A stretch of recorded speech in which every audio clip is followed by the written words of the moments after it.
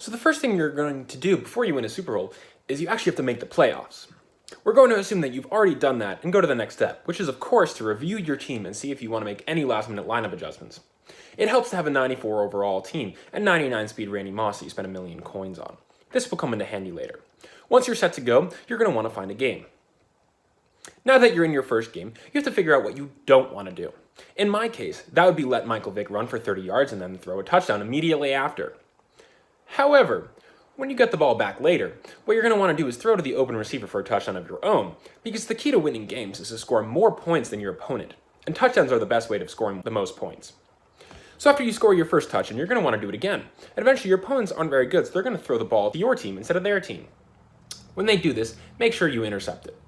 This will discourage them from ever picking up a controller again, and they'll forfeit, giving you your first win. So once you've won your first game, you're ready to play the second game.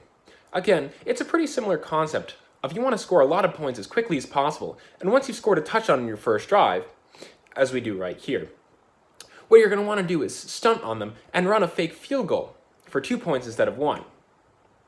And make sure you stun on them when you do that as well. So now you're winning by 8 points, and your opponent is going to be understandably flustered, and he's going to throw the ball right back to you because he's a nice guy too.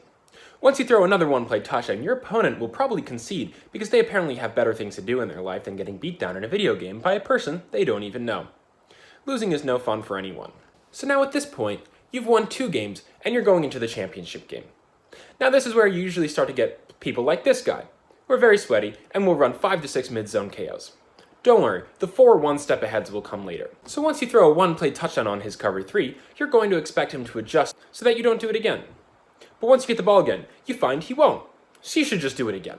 Because these people, they're sweaty, but they don't really learn. So now that you've taken a nice lead here because your opponent keeps taking field goals, you're going to want to try a play you've never done before because you're overconfident.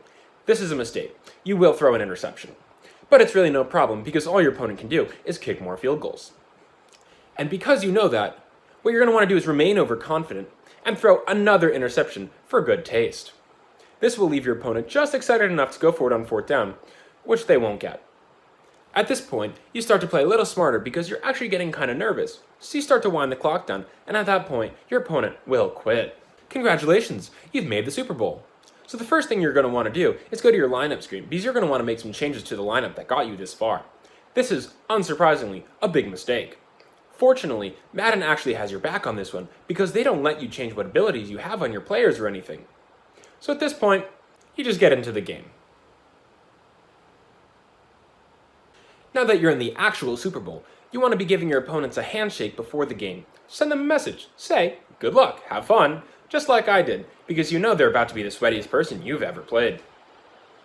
As we can see, they also have 99 speed Randy Moss, but unlike you, they're going to have 4 one step ahead to try to make it as difficult for you to have fun as possible.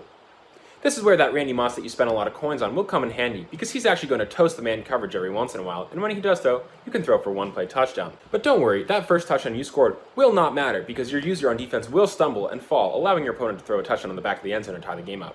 Now that your opponent knows that Randy Moss is the only one that can get open, all he's going to do is double cover him so that when Randy Moss does toast the guy again, the opponent will still be there to pick the ball off. Don't worry, just because they're sweaty doesn't mean they're better than you.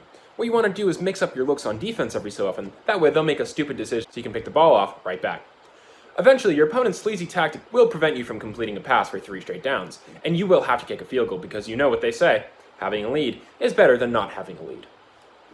As you probably know, the Madden gods look down shamefully on people who kick field goals, so after that, be prepared for some bullshit.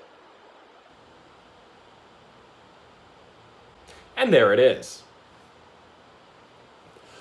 Fortunately, the Madden gods hitting people who kick field goals goes both directions, so if you can get your opponent to kick a field goal, you know the Madden gods will be on your side for a while, even if you're losing. Now that the Madden gods are back on your side, what you're going to want to do is throw it to Randy Moss again, and throw an interception, that way the Madden gods are really on your side. Now is the time your opponent will get cocky and throw right at your user, which you will have to intercept if you don't want to lose the game. Fortunately, if you do intercept it, you're in excellent position as the Madden gods are on your side and you have the ball. So now that that's that, what you're going to want to do is fool your opponent into thinking you're going to throw to someone other than Randy Moss, and then what you do is throw to Randy Moss, who of course takes it for a touchdown. Now that you've tied the game up, it's time to let your defense go to work for you, and go to work they do.